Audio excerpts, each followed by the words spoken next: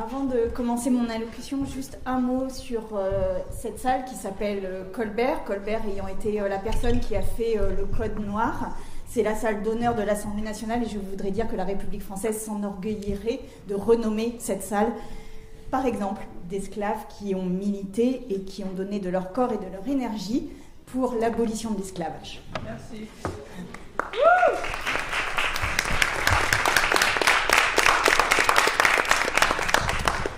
Mesdames et messieurs, permettez qu'avec un peu de solennité et d'émotion aussi, mes premiers mots aillent à Judith Godrèche, elle qui, par sa parole, a inspiré la mise en place de cette commission d'enquête, ainsi qu'à Francesca Pasquini, qui a repris cette proposition au vol. Je voudrais aussi saluer toutes les personnes qui sont venues témoigner dans cette commission.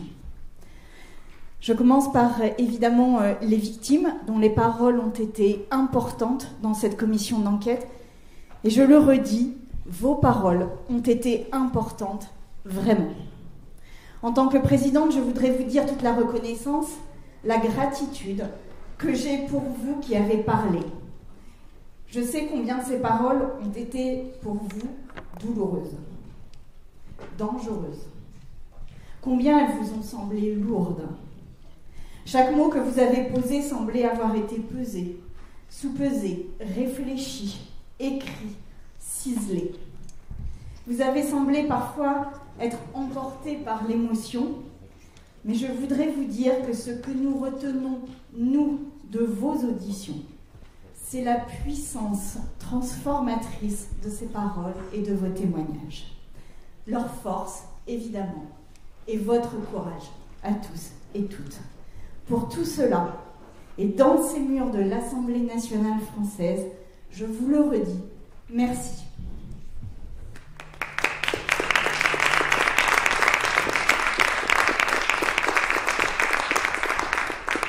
Je voudrais aussi remercier toutes les autres personnes non victimes, journalistes, critiques, responsables d'institutions, de structures, directeurs, directrices, agents, producteurs, réalisateurs, etc., qui sont venus parler. Cela n'est jamais ni simple ni anodin. Certains et certaines, d'ailleurs, ont fui leurs responsabilités en refusant de venir. Mais beaucoup, la majorité, même quand cela n'était pas confortable, sont venus, montrant ainsi une véritable volonté de faire bouger les choses. Cela a permis d'éclairer les travaux de notre commission, donc pour cela aussi, merci. Un mot à ce stade, peut-être un peu particulier sur les journalistes, que l'on accuse bien souvent de trahir la présomption d'innocence et de verser dans le tribunal médiatique. Je voudrais ici dire combien leurs enquêtes et leur travail est indispensable, a été indispensable et le sera encore, à donner à voir ce que tout un système, toute une organisation cherche à cacher.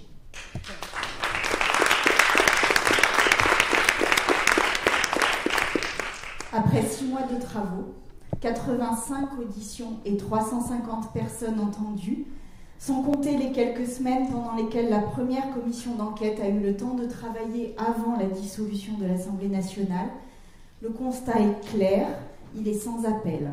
Les violences dans les secteurs étudiés, à savoir le cinéma, l'audiovisuel, le théâtre, la danse, la musique principalement, sont persistantes, elles sont endémiques et donc elles sont systémiques. Elles sont de toute nature, morales, sexistes, sexuelles, économiques aussi, physiques parfois. Il vous aura suffi, je pense, de regarder quelques-unes de nos auditions pour vous en convaincre. Je dois dire aujourd'hui que ces auditions nous ont nous-mêmes mis à l'épreuve. Nous avons tous et toutes eu la voix qui a tremblé, les larmes parfois au bord des yeux en vous écoutant. Cette commission n'a pas été qu'un travail politique, elle a été une aventure humaine. La question à laquelle nous avons souhaité répondre était en quoi ces violences sont-elles particulières au monde de la culture? Ces professions sont-elles surexposées au risque de violence par rapport à d'autres milieux professionnels? Je ne ferai pas le résumé des épisodes précédents, mais il nous apparaît que la réponse est nécessairement positive, compte tenu des facteurs de risque très particuliers que partagent ces secteurs. Des métiers passion, à l'aune de laquelle tous les sacrifices semblent être possibles.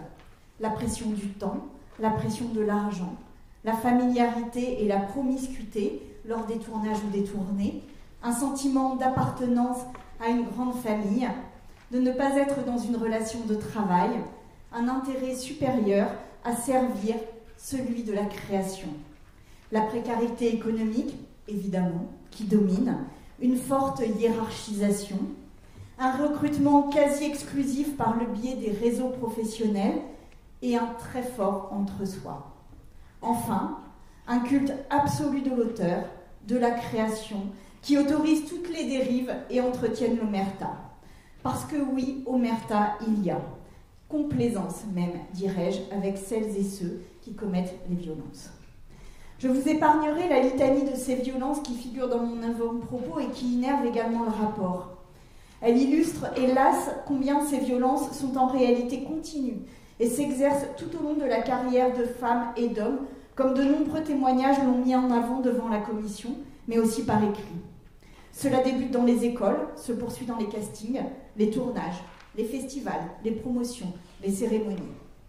Nous en avons reçu énormément, y compris ces derniers jours, y compris ces dernières heures, cette dernière heure même, comme si la commission d'enquête était le seul lieu de parole possible.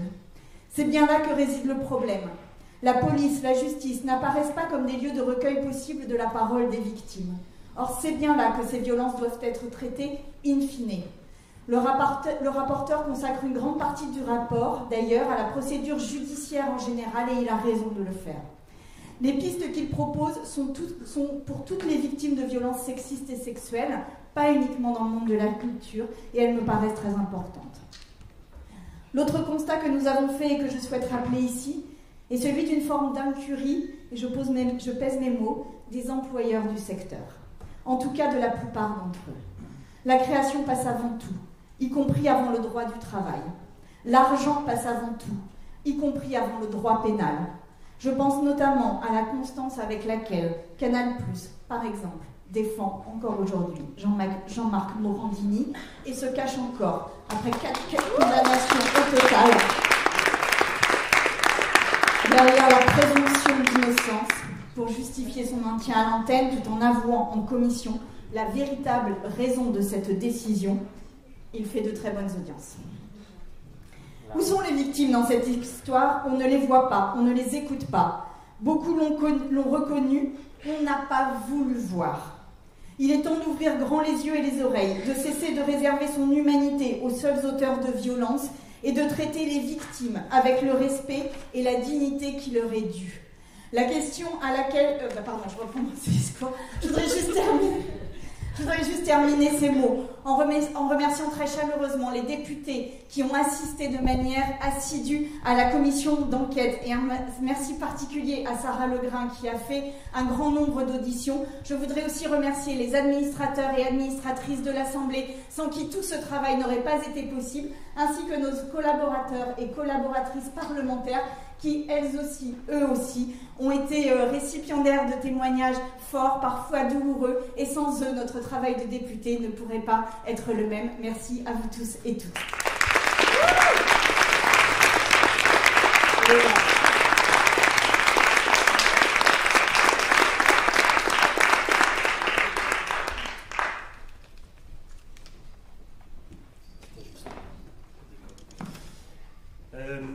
Je vais commencer moi aussi par des remerciements.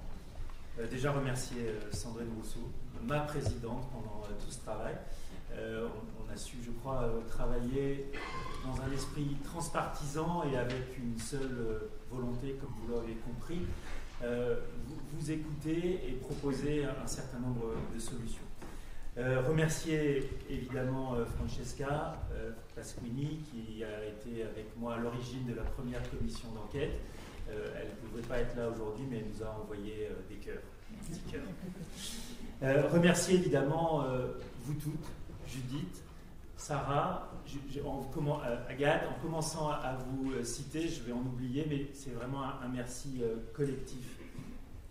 Parce que vous avez, et Sandrine vient de le dire, vous avez eu des témoignages qui n'étaient pas faciles, qui étaient durs, qui étaient difficiles. Même nous, ils nous ont ébranlés, n'est-ce pas Sarah? Ils nous ont perturbés, mais ils nous ont beaucoup appris et ils nous ont permis de travailler. Ce que nous avons fait dans ce rapport, en réalité, c'est l'anatomie d'une machine à broyer des talents. Une machine à broyer des talents, Sandrine Rousseau vient de le dire, parce que nous sommes dans un système qui, par sa structuration, ne fait que amplifier la culture sexiste et patriarcale de notre société. Et il faut le dire, le monde du cinéma, le monde du spectacle vivant, le monde de la musique n'est que le reflet de notre société. Et ça, c'est un constat qu'il faut le faire. Notre société est encore une société sexiste. Et le cinéma n'est pas plus mauvais que le reste du monde, évidemment. Il amplifie juste des phénomènes qui sont persistants dans notre société. Je voudrais juste insister sur plusieurs points qui nous semblent les raisons de cette machine à broyer des talents. Et je vais commencer par celle qui n'est pas la première dans notre rapport, mais qui me semble être très symptomatique de cette société du spectacle. C'est la question du culte du talent. Nous avons dans notre pays la magnifique chance d'avoir cette grande exception culturelle française qui permet de financer la culture, qui permet de la faire vivre et d'avoir un écosystème qui crée des œuvres magnifiques. Mais nous avons encore une exception de génie, c'est-à-dire l'excuse du génie à qui on pardonne tout. Et je crois que c'est un des points sur lesquels il faudra fortement avancer. Ce génie qui, parce qu'il est génial, parce qu'il est peut-être supérieur, pense qu'il n'y a pas de code du travail, pense que sa création vaut plus que le cadre de notre société. Et je crois que ça, c'est un point sur lequel il faudra évidemment qu'on insiste et qu'on travaille, et c'est ce qu'on va faire avec ces propositions. Avant de passer aux propositions, vous dire avec humilité que ce moment est la fin du premier acte, et ce n'est pas la fin de la pièce. Et ce moment est un moment où nous posons sur la table, nous mettons à l'agenda de notre société, à l'agenda public, un certain nombre de propositions. Ces propositions, certaines, seront de la responsabilité des acteurs de la filière. Ce sera à eux de les prendre en compte, puisque c'est des choses qui ne sont pas nécessairement de l'ordre législatif. Un certain nombre d'autres propositions appartiendront à nous et au pouvoir public de les mettre en place, de les décliner, et parfois de mettre des moyens sur la table pour faire avancer les choses. Et puis un troisième volet de propositions seront évidemment des propositions d'ordre législatif, et nous allons travailler sur une loi qui permettra, je l'espère, d'apporter un certain nombre de solutions. Alors avant de passer, comme vous l'avez vu, les 87 propositions, mais ces propositions, elles sont pas le cœur du rapport. Je crois que le cœur du rapport, je le redis, c'est l'analyse que nous avons faite, cette analyse précise, parfois désagréable, mais qui, je le redis, fait l'état des lieux d'un monde qui, aujourd'hui, a quand même pris conscience d'un certain nombre de choses. Et si nous avons une machine à broyer des talents, nous avons aussi un monde qui change. Et ça, il faut le signaler. Alors, avant de passer à la litanie des propositions, je ne vais pas les faire les 86, je les ai un petit peu classées, je vais refaire des remerciements, c'est-à-dire les remerciements à nos équipes, à l'administration, aux administrateurs de l'Assemblée nationale, aux agents de l'Assemblée nationale. Je vous le dis, une commission d'enquête, je pense que Madame la Présidente Sandrine Rousseau témoignera aussi là-dessus, c'est que quand vous la faites sérieusement, en réalité c'est une vraie petite entreprise. C'est presque, j'ai calculé, il y a presque 10 personnes à temps plein qui travaillent sur une commission d'enquête pendant ces 6 mois, donc c'est beaucoup de travail. Mais surtout, dans cette assemblée, il y a beaucoup de gens et de personnalités qui ont des qualités extraordinaires. Et la qualité de ce rapport, enfin, c'est moi qui le signe, donc je peux le dire, il est de qualité. La qualité de ce rapport, nous devons à leur travail, Rosalina, Bernard, Chloé, je vais citer qui je vais oublier, j'aurais fait une erreur. Anna, la collaboratrice de Sandrine, mes collaboratrices Candice et Alexia, Laurane, Alexia est là, Laurane, voilà, je voulais les remercier. Théo, ton collaborateur aussi, qui est, on ne sait pas où. Voilà, je voulais le dire parce que il est là. Sans eux, nous ne sommes pas grand-chose. Alors,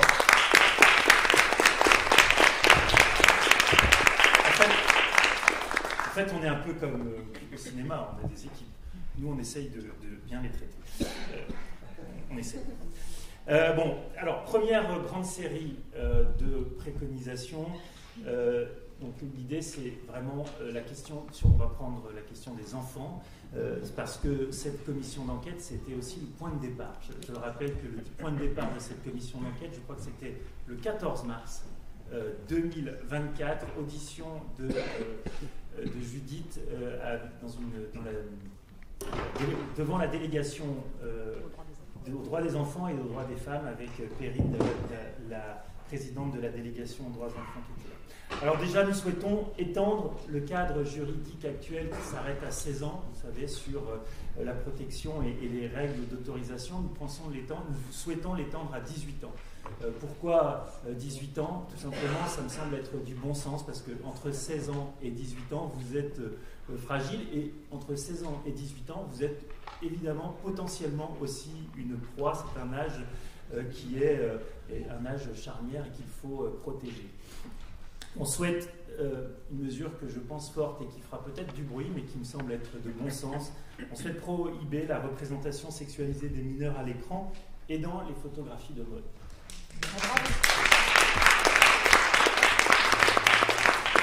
Je pense que la photo d'un mannequin pour un maillot de bain peut parfaitement être une femme de plus de 18 ans et rien. Enfin, je ne vois pas l'intérêt d'avoir une femme d'un âge inférieur. Évidemment, nous souhaitons étendre la présence obligatoire d'un responsable des enfants. Ça nous semble être tout à fait logique pour toutes les productions artistiques. On a vu qu'aujourd'hui, ça se mettait en place dans le cinéma, mais je pense que dans le spectacle vivant, dans la musique, il faut étendre ce poste de responsable des enfants. Et nous souhaitons aussi professionnaliser son statut par la création d'une certification qui permettra d'avoir des gens qui savent et qui connaissent ce métier. Ce n'est pas un métier qui est un métier anodin. Parallèlement à ça, nous pensons qu'il faut contrôler l'honorabilité de toutes les personnes amenées à encadrer les enfants dans le secteur culturel. Nous l'avons décidé récemment pour le sport. Je crois que dans le monde de la culture, où le rapport au corps est si important aussi, il faut contrôler l'honorabilité des personnes amenées à encadrer nos enfants. Évidemment, nous pensons qu'il faut responsabiliser les parents également et assurer leur pleine information, c'est-à-dire ça passe par une transmission obligatoire du scénario par la production, et je pense qu'il faut qu'on mette en place un module sur la plateforme de la commission des enfants du spectacle, rappelant le cadre juridique qui est applicable et obligatoire aux enfants. Le dernier point sur les enfants, je pense qu'il nous faut un cadre plus protecteur pour les enfants de moins de 7 ans. Aujourd'hui, pour les tout petits, je pense qu'il faut un encadrement renforcé. Et ça passe, à mon sens, par des visites médicales renforcées qui sont en capacité de faire l'évaluation psychologique des enfants. Dans vos témoignages, nous avons quand même eu des situations d'enfants mis sur un tournage de façon un peu protégés de façon insuffisante. Alors, le deuxième point important, si j'ai oublié un sujet important sur les mannequins et sur la mode. Aujourd'hui, vous le savez, les agences ont un agrément à l'année, mais pas individuel sur le mannequin. Et donc nous pensons qu'il faut que ça soit individuel sur le mannequin en question et non pas le droit d'utiliser des mineurs. Vous voyez ce que je veux dire, pour chaque mannequin mineur, un agrément devra être mis en place. Alors, on a beaucoup parlé pendant ces auditions de la fonction de référent VHSS. C'est quelque chose d'important et je pense qu'il faut améliorer leur formation. Parce que améliorer leur formation, ça leur donnera plus, d'autorité et de pouvoir, et deux, une meilleure capacité à écouter, entendre la parole et à avoir les bonnes réactions, les bonnes orientations vers les bonnes personnes. Nous souhaitons aussi que pour les tournages et les productions importantes, qu'il y ait un binôme paritaire, c'est-à-dire qu'il y ait 2 référents à chaque fois, et que ça soit un homme et une femme. Nous pensons évidemment que ces référents devraient faire, en lien avec le CNC et le CCHSCT, produire un rapport de fin de tournage. Un rapport de fin de tournage pour dire si tout s'est bien passé. Évidemment, si tout s'est bien passé, le rapport sera léger, court, mais s'il est un peu plus, si ça s'est mal passé, il sera évidemment plus conséquent. Je l'ai dit, je pense qu'il faut étendre cette obligation de production du spectacle vivant. Le spectacle vivant, le théâtre, on le sait, c'est parfois aussi difficile. Sur ces référents, je pense aussi qu'il faut créer un réseau de référents. C'est-à-dire que les référents se connaissent entre elles et entre eux et qu'ils puissent travailler ensemble, partager les bonnes pratiques. Et nous souhaitons, pour les référents, qu'il ne puisse pas être possible que c'est quelqu'un appartenant à la direction des structures. Voilà. On a beaucoup. Ouais.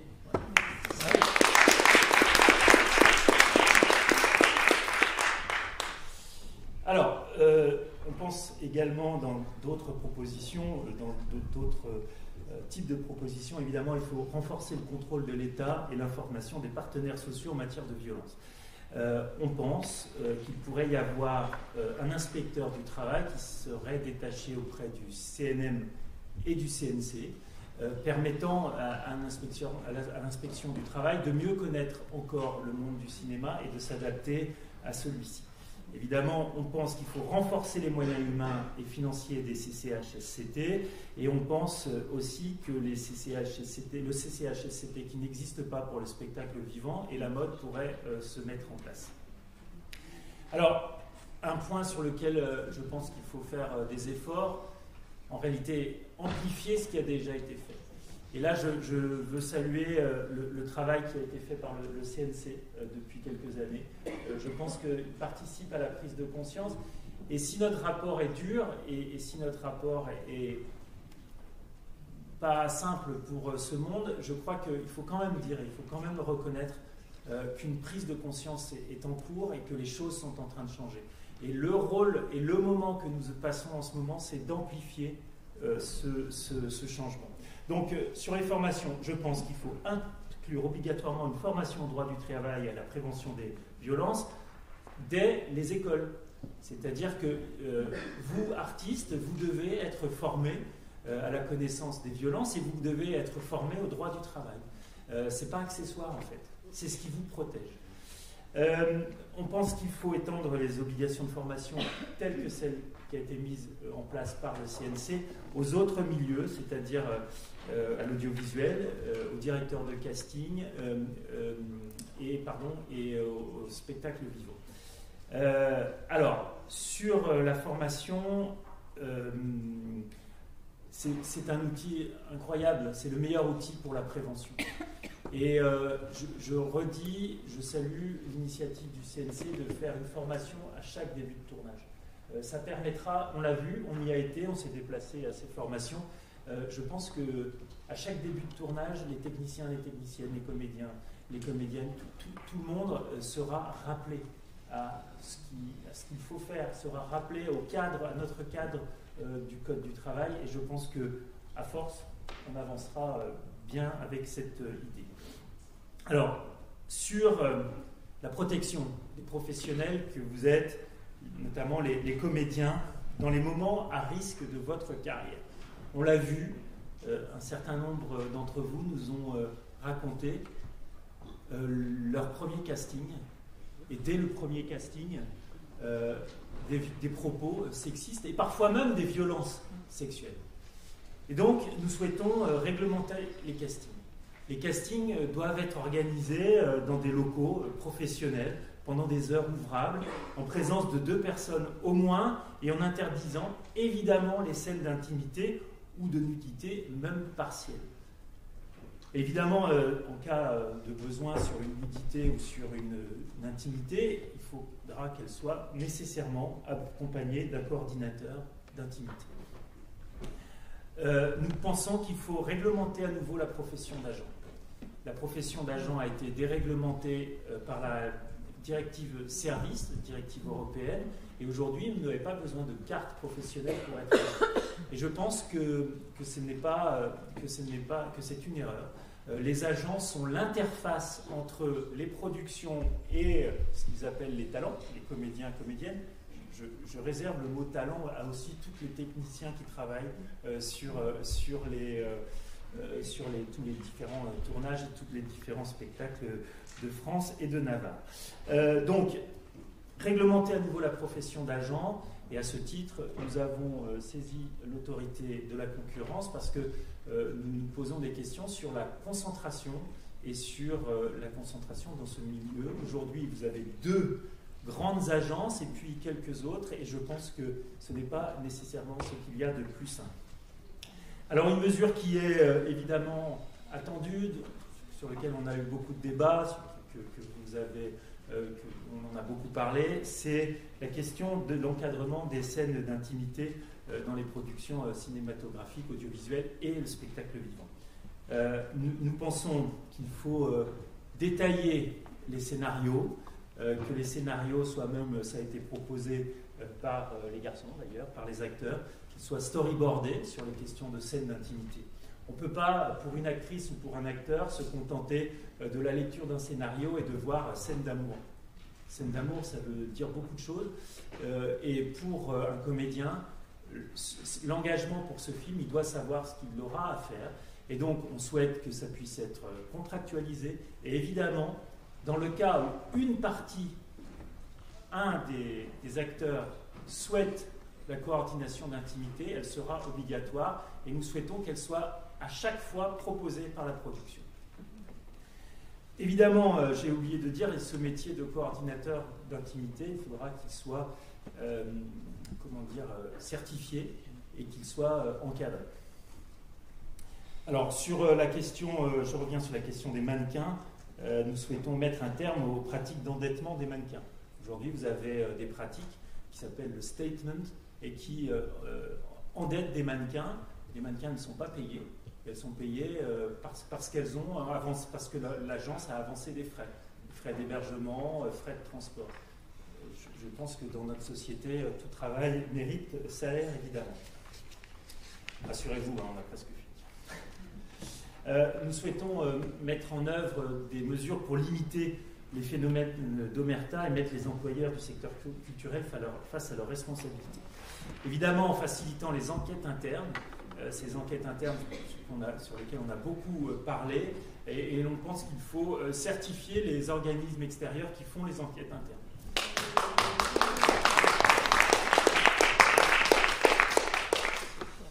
Nous souhaitons obliger les employeurs à signaler au procureur les faits de violence sexuelle, c'est-à-dire que quelqu'un qui connaît et qui a été amené à savoir une violence sexuelle, il faudra qu'il y ait un dispositif qui l'oblige à les signaler au procureur. Merci.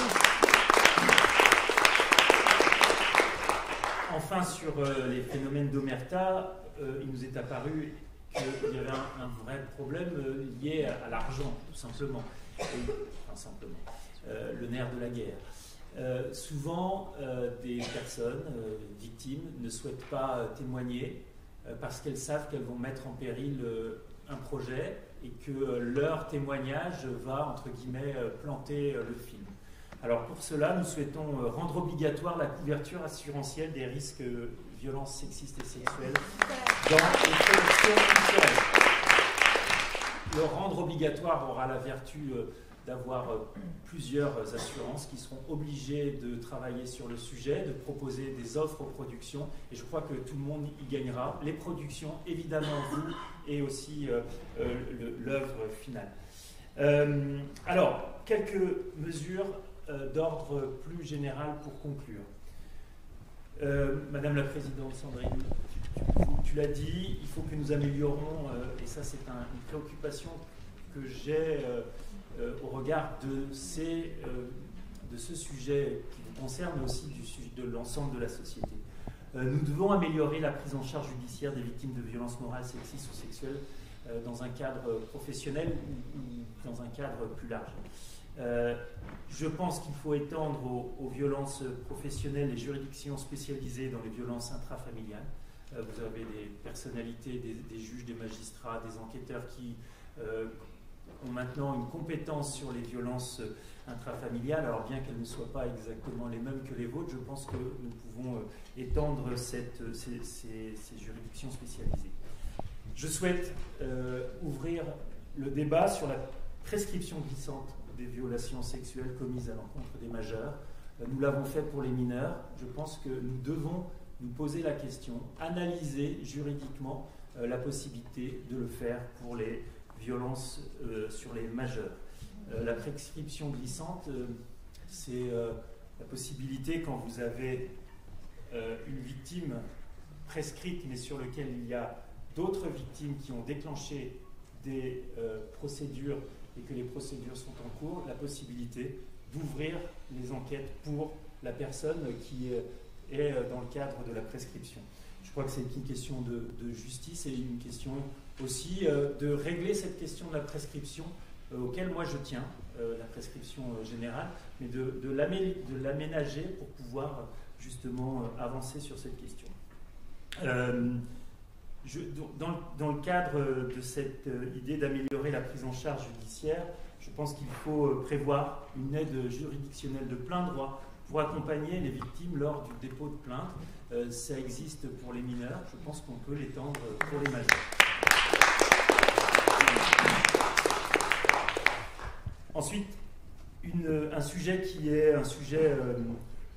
est compliqué juridiquement, mais je pense que nous, représentation nationale, avec les éminents commissaires aux lois que nous avons ici, je pense qu'il faut qu'on ouvre la réflexion sur la possibilité de plainte anonyme pour les victimes. C'est-à-dire quand vous avez plusieurs victimes ensemble et qu'elles ne veulent pas, parce qu'elles ont peur, parce qu'elles ont peur pour leur travail, elles ont peur pour leur famille, elles ont peur pour elles, qu'elles aient la possibilité de faire un dépôt de plainte anonyme. Je rappelle que normalement, le dépôt de plainte est anonyme puisque le secret de l'instruction devrait exister, mais ce n'est pas tout à fait le cas et je pense qu'il faut que nous renforcions ça. Et enfin, pour conclure, le monde de la culture doit être un monde qui permet de faire levier sur les changements de la société. Le monde de la culture est un monde qui permet d'être prescripteur d'un certain nombre d'idées dans cette société. Et moi je le dis en tant qu'homme, notre monde doit changer, la perception des hommes doit changer vis-à-vis des femmes. Et je le dis en étant un homme qui a parfois été élevé dans le terreau de cette culture patriarcale. Quand nous sommes des hommes, nous avons parfois été lourds. Et je crois qu'il faut, un minimum, un peu plus pour d'autres, nous devons évidemment faire notre examen de conscience. Et nous avons tout à gagner à une société plus inclusive, une société où il y a une vraie égalité femmes-hommes et une société avec moins de violence. Alors voilà une partie des mesures, j'ai essayé de les classer pour que je ne sois pas obligé de faire les 86. Le rapport est maintenant public, le rapport est maintenant sur la table et le rapport maintenant a dit beaucoup de choses et je crois que plus personne ne pourra ignorer l'étendue des violences dans ce monde. Voilà, je vous remercie encore et on va ouvrir les questions. Alors les questions, on est à l'Assemblée, sur une conférence de presse de l'Assemblée et donc elles ne sont ouvertes qu'aux journalistes. On sera là pour parler avec vous dans la suite sans aucun problème. Est-ce qu'il y a une question? Oui, présentez-vous pour qu'on sache. Je suis Jérémy Campbell de l'AFP. Je voulais savoir selon vous quelle est la mesure vraiment urgente qui serait construite en loi ou une mesure de l'ordre de l'exécutif. Et je voulais savoir comment le mal parce que le rapport est publié normalement depuis ce matin 8 heures. Est-ce que vous attendez, quel genre de réaction vous attendez de la part du gouvernement et de la population? Alors, premier élément, moi je ne pense pas qu'il y ait de mesures qui l'emportent sur les autres. C'est une globalité, ce plan est global et tout se tient dans tout. Sur les pouvoirs publics et sur le ministère de la Culture, nous avons vu que les services et le cabinet de la ministre et les services du ministère de la Culture ont suivi nos auditions. Elle a suivi notre commission d'enquête et dans la présentation du plan qui a été fait au mois de mars par la ministre, on a vu qu'un certain nombre de nos préconisations étaient reprises. Et nous allons travailler avec Sandrine et avec tous les députés qui le veulent, continuer à porter ces questions. Mais je le redis, elles appartiennent aussi au monde économique et au monde, à la filière du monde de la culture visée par cette commission d'enquête. C'est à eux aussi de prendre leurs responsabilités. Ils l'ont déjà fait. Il faut maintenant amplifier le mouvement. Et je vais vous dire, moi je ne veux pas que dans 5 ans, il y ait une nouvelle actrice célèbre comme Judith qui pousse un coup de gueule sur ces sujets-là. Judith l'a fait. Avant elle, Adèle Haenel l'avait fait. Avant, il y a eu Anna Mougladis, qui l'a fait aussi. Voilà. Vous avez eu Noémie Cochet, vous avez eu Fabi Favman, vous avez eu Maria Schneider, et à chaque fois, la vague est retombée. Voilà, il y en a plein d'autres. Et nous souhaitons que aujourd'hui, ce mouvement, nous souhaitons que ce mouvement s'amplifie et ce mouvement permette tout simplement aussi à la société de s'améliorer, plus que de s'améliorer d'ailleurs, d'en finir avec les inégalités femmes-hommes et les violences sexistes et sexuelles. Je crois que j'ai répondu à votre question en entier. Oui. Ah oui, peut-être Sandrine, tu veux compléter. Je soutiens absolument ce que vient de dire le rapporteur. Pour moi, il y a quand même une urgence, c'est les castings, qui sont quand même un lieu de violence très régulière et systémique. Et aujourd'hui, à l'heure où nous parlons, il y a probablement des enfants qui passent des castings. Et je pense qu'il y a quand même quelque chose qui relèverait du réglementaire très vite, qui consisterait à interdire les castings sauvages immédiatement. Oui, tout à fait. Et moi, j'aurais dit, j'ai 86 propositions, évidemment, il y a une hiérarchie, mais je pense que si on se focalise et si l'opinion publique se focalise sur une seule des propositions, on risque de perdre l'ensemble des... Non, mais on est d'accord. De toute façon, on a souvent été d'accord. Oui.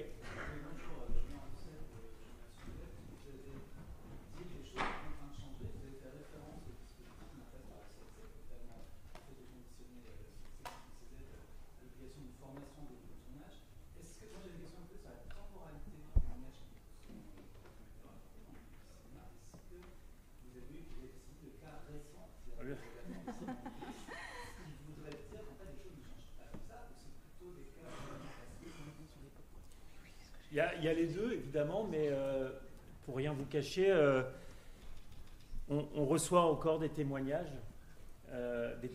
qui relatent parfois des faits un peu anciens, mais des témoignages récents également. Donc, dans tous les milieux. Mais comme dans toute la société. C'est ça, le vrai sujet, il est là. Pour moi, un des points forts de tout ça, c'est que c'est l'ensemble de la société qui a encore besoin de changer beaucoup. Donc oui, on reçoit. Mais moi je le dis, et je pense que si on veut avancer, il faut aussi reconnaître les travaux qui ont été faits par les pouvoirs publics, par les organisations, par les syndicats de réalisateurs, les syndicats d'acteurs. Tous ces gens-là ont pris conscience d'un certain nombre de choses. Et juste, cette commission d'enquête, au départ, surtout sur la première, je vais vous dire, on a galéré au départ parce que personne ne voulait témoigner.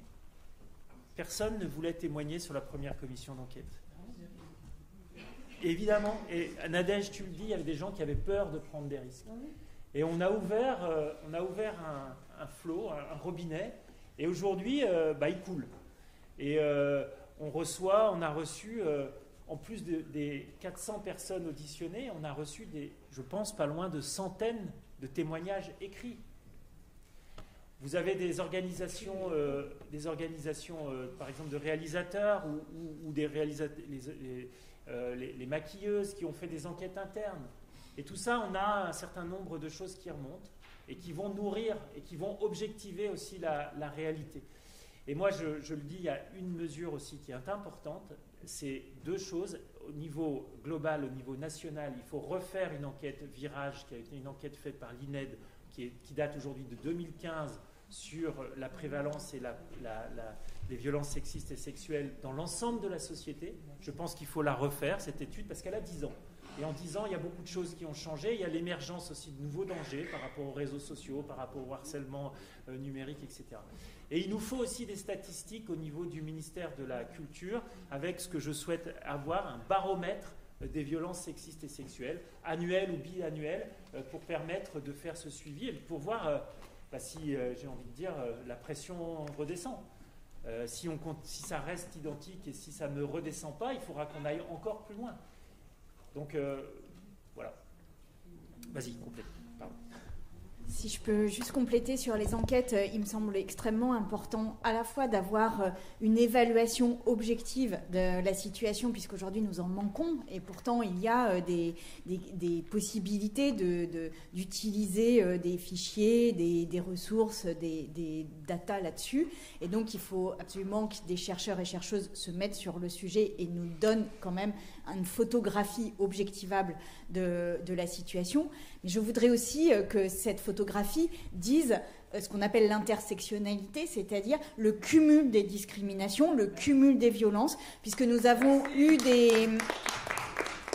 des témoignages sur des discriminations spécifiques sur les personnes en situation de handicap. Nous avons eu des témoignages extrêmement forts sur le racisme, et je vois Nadège Bosson-Diagne, dont je vous invite vraiment à écouter l'audition. Et en fait, il y a aussi ce cumul, parce que nous avons, par exemple, eu beaucoup de mal dans la commission à avoir ces paroles-là, parce qu'en fait, elles étaient encore plus en danger que les autres. Et donc, c'est pas parce qu'elles ne se sont pas exprimées massivement dans la commission qu'elles n'existent pas. Bien au contraire, c'est même peut-être le signe que c'est encore plus fort sur ces populations-là, et donc l'enquête devra aussi éclairer ça. Merci.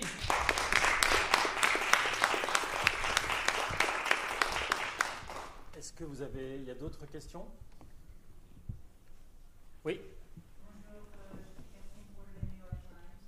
Vous avez mentionné l'exception française.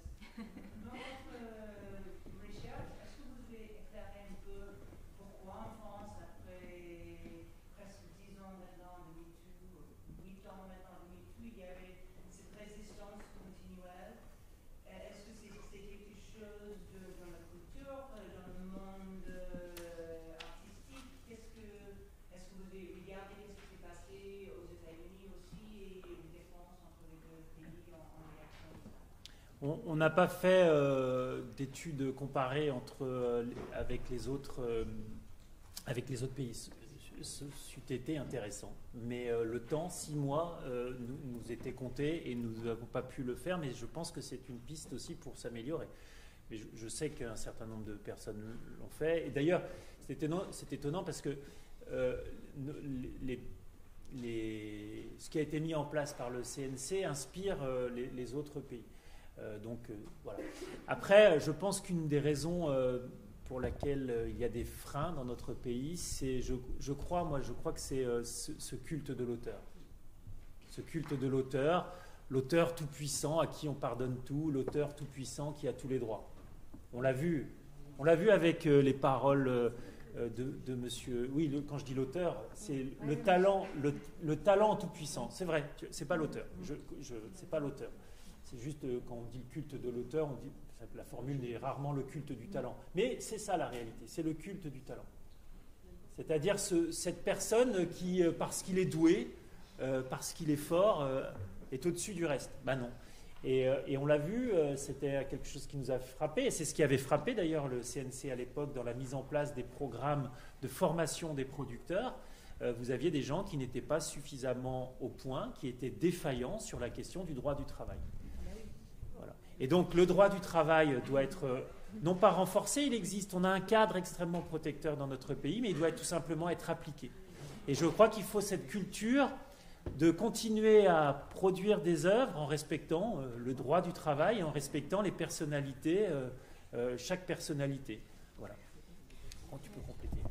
Oui, c'est une question de talent et ça, le rapporteur a absolument raison. C'est aussi une question de concentration des pouvoirs, je tiens à le dire. On en a parlé sur les agents, c'est-à-dire qu'il y a un faible nombre d'agents qui possèdent des portefeuilles de talents énormes, de sorte que si une personne dénonce une autre personne dans ce portefeuille, eh bien, il y a la possibilité pour un agent de rompre du jour au lendemain la carrière de la personne qui a parlé. Donc c'est un vrai sujet de protection des personnes.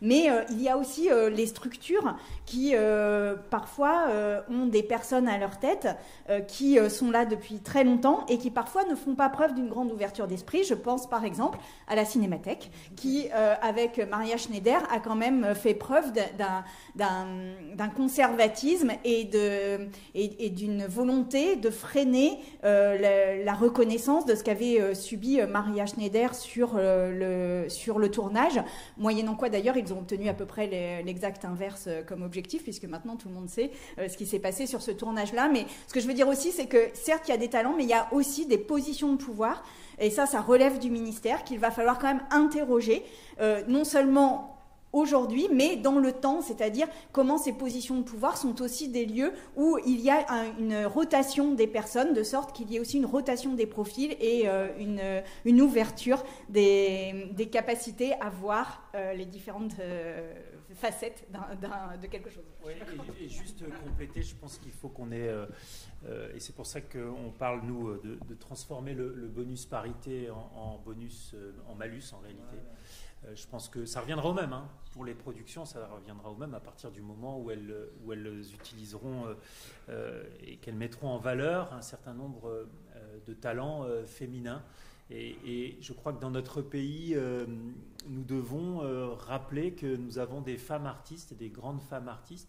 Et nous devons sans doute aussi peut-être faire en sorte qu'elles deviennent des rôles modèles pour nos petites filles, parce que souvent, nos petites filles...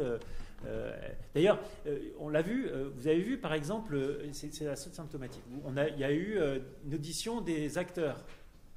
Médiatiquement, le bruit il a été presque 10 fois plus important que l'audition des actrices. Voilà, et c'est assez révélateur. Alors que ces actrices sont des grandes actrices, de la même façon d'ailleurs que ces acteurs sont des grands acteurs. Hein. Mais il y a quand même toujours cette différence de perception et cette différence d'amplification médiatique. À chaque fois qu'il s'agit d'hommes, c'est toujours plus amplifié que quand il s'agit de femmes. Et je trouve ça toujours très surprenant. Il y avait une question avant et après vous, madame.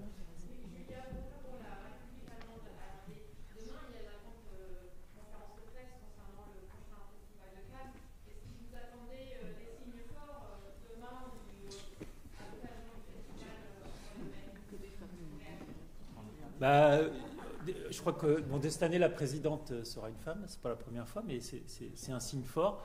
Oui, s'ils peuvent continuer ce qu'ils ont un petit peu commencé, ça serait bien. Ouais, ça serait bien. Mais on resuivra ça avec intérêt.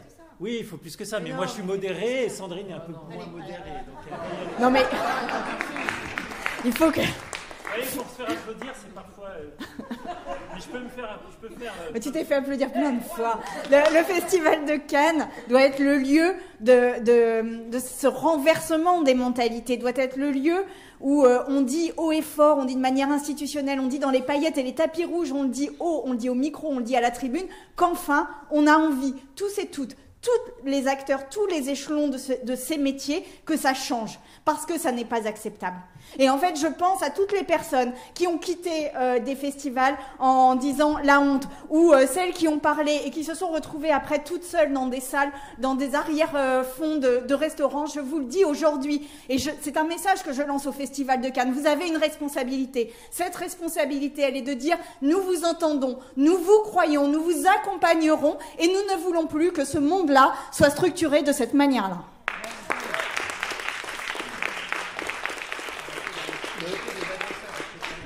Le Festival de Cannes fait partie des lieux de pouvoir.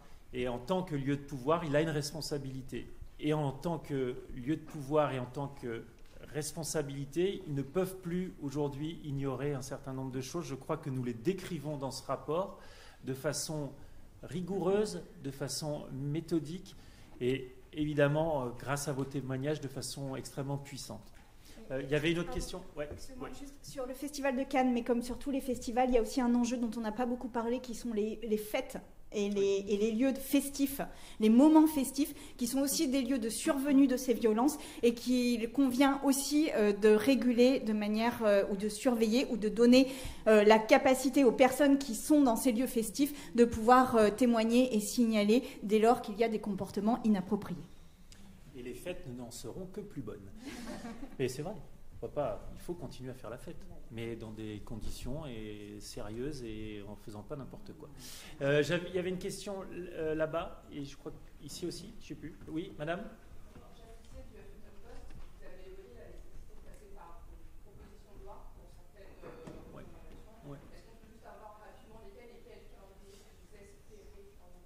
Alors, il faut qu'on expertise l'ensemble de nos propositions. Quand on est parlementaire, on a des idées. C'est aussi un acte créatif, la création de la loi. Non, mais c'est vrai. Et il faudra maintenant qu'on expertise ce qui relève du domaine réglementaire, ce qui domaine de la loi, ce qui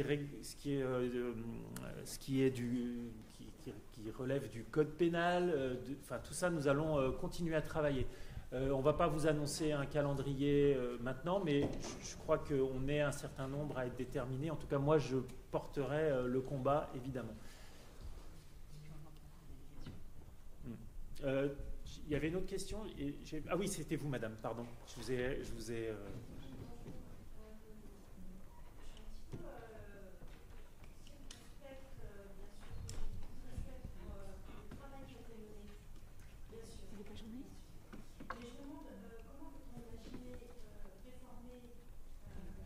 Mais ouais. En profondeur, les us et coutumes, sans avoir comme mesure l'imprescriptibilité sur les crimes sur les mineurs. Comment imaginer changer en profondeur les us et coutumes sans que la justice soit redotée d'un budget énorme? Je rappelle qu'il y a 15% des crimes qui sont évidemment punis. Donc, je vous entendais sur la prescriptibilité glissante. Je voudrais juste connaître votre avis là-dessus. Je pense qu'il faut aller beaucoup plus loin. Je ne sais pas comment on tient debout encore avec les procès qui sont désastreux encore à l'heure actuelle, où les hommes sont relaxés. Donc, évidemment qu'il y a une réforme de la justice qui doit être faite. Je ne dis pas que rien n'est fait, mais je me pose des questions. Quand on parlait de casting, je trouve que l'accès au casting, par exemple, dans les pays étrangers, sont beaucoup plus démocratiques. Ici, c'est une verticalité aristocratique où il faut faire des pieds et des mains pour accéder au casting. À l'étranger, tous les acteurs ont accès au casting. Et dans une littérature spécialisée. Donc voilà, il y a plein de choses, plein de questions que je me pose. Merci, je vais vous répondre. Et je rappelle juste que les questions sont ouvertes aux journalistes. Moi, je vais me faire gronder par l'Assemblée nationale parce que c'est normalement la règle. Sur ce que vous venez de dire. Moi, je pense que déjà avancer sur la prescription glissante, ça serait déjà une très grosse avancée. Et je ne suis pas sûr que la prescription ou la non-prescription réglerait tout. Je suis désolé, avant d'être à la commission culture, j'ai été pendant 8 ans commissaire aux lois. Et je crois qu'un certain nombre de personnes ici sont également commissaires aux lois. La prescription, si elle existe, elle a des raisons d'exister. Et il faut faire très attention. Et non, attendez, je vous réponds. Ensuite, moi, je pense que le sujet de la justice, évidemment, il est important. Alors, juste vous rappeler que depuis un petit peu de temps, il y a un mouvement pour renforcer le budget de la justice. Ça a été conséquent. Est-ce que c'est suffisant? Il faut aller plus loin, évidemment. Il faut savoir que les chiffres des procès, quand il y a des procès, il y a des condamnations. Le sujet, c'est que les plaignantes n'arrivent pas au procès. Pourquoi elles n'arrivent pas au procès? C'est ça la vraie question. Parce que elles sont parfois trop seules. Quand vous allez déposer plainte, c'est le moment crucial. Déjà, il faut avoir le courage d'aller déposer plainte. C'est un long processus, c'est un processus qui demande à être accompagné. Et quand vous déposez plainte, c'est le moment qui va jouer beaucoup sur le reste. Et moi, je propose que les plaintes puissent être accompagnées. Et que, ensuite, durant tout ce processus judiciaire qui est très long, douloureux pour la victime, extrêmement douloureux, on puisse prévoir des accompagnements. Et je pense par exemple qu'aujourd'hui, Audience qui est en capacité d'écouter, d'orienter, peut-être que donner des moyens supplémentaires à Audience, et le budget d'Audience est fait par le monde professionnel, par les employeurs. Et ils sont prêts à le faire, ils nous l'ont dit. Eh bien, l'accompagnement vers la plainte et vers l'instruction et vers le procès ensuite est important. C'est comme ça qu'on y arrivera, mais moi je vous le dis, peut-être ça va paraître un peu dur, mais je ne crois vraiment pas que la prescription est la solution qui réglerait les sujets. Juste dire aussi que ce rapport s'attache beaucoup, alors certes, à ce que les conditions dans lesquelles les signalements sont faits, etc., soient bien meilleures, l'accompagnement des victimes bien meilleur, etc., mais aussi que ça ne se produise plus. Et en fait, je pense que nous devons vraiment aussi concentrer notre attention sur le fait que cela ne se produise plus. Parce que le processus législatif et le processus judiciaire, derrière, est toujours un moment compliqué, douloureux. On peut multiplier les budgets. Aujourd'hui, on n'est pas encore arrivé à une justice parfaite. C'est le moins que l'on puisse dire sur la manière dont la parole des victimes de violences est accueillie, est instruite. Mais surtout, en fait, dans ce rapport, ce que nous voudrions, c'est que véritablement la prévalence des violences sexistes, sexuelles diminue dans le monde de la culture, comme ailleurs dans la société évidemment, mais diminue. Et là, alors, nous aurons atteint notre but premier. Et sur les questions de prescription, nous avons une loi qui va arriver sur le consentement, qui modifie déjà la définition de la loi qui est portée par mesdames Rioton et Garin. Et sur la prescriptibilité sur les crimes sexuels, nous aurons un autre projet de loi à un autre moment. Ce rapport-là, c'est vraiment sur le monde de la culture. À moins qu'il y ait d'autres questions de journalistes, on va conclure. Juste pour conclure, vous dire que pour continuer le débat et pour continuer la réflexion, on organise au mois de fin avril, j'ai la date qui m'échappe, le 30 avril, on va organiser 2 tables rondes sur le sujet pour continuer à avoir cette réflexion. Évidemment, vous serez invités et un certain nombre d'entre vous seront invités à participer à cette table ronde, et on aura une petite surprise dramaturgique à la fin de notre table ronde. Et je pense que c'est important d'avoir aussi ces moments où on rappelle que tout ça, on le fait aussi pour qu'il y ait des œuvres qui soient créées et que les artistes que vous êtes puissent s'exprimer en sécurité et dans le bonheur qui est le vôtre de faire vivre votre passion pour le jeu, votre passion pour la musique, votre passion pour le cinéma, le théâtre, etc., etc. Je vous remercie vraiment et on peut continuer à discuter un peu dans la salle sans aucun problème.